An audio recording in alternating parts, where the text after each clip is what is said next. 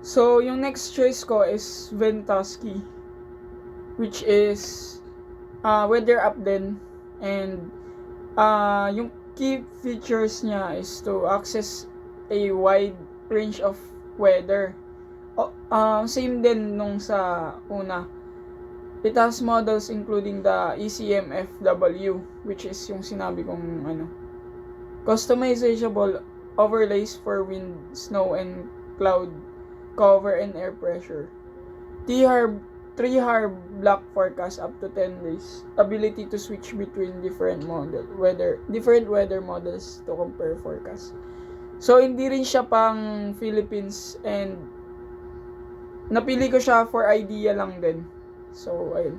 Yung advantages niya is offers a good selection of weather models and customizable overlays. Hindi rin siya free version. Meron din siyang binabayaran. So, basic information of weather lang siya. Tapos yung pro version niya is affordable naman.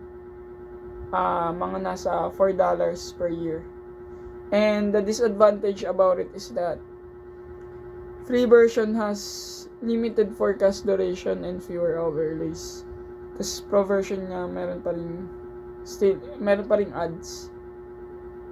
So overall, kung pipiliin niyo yung Ventusky to compare different weather models,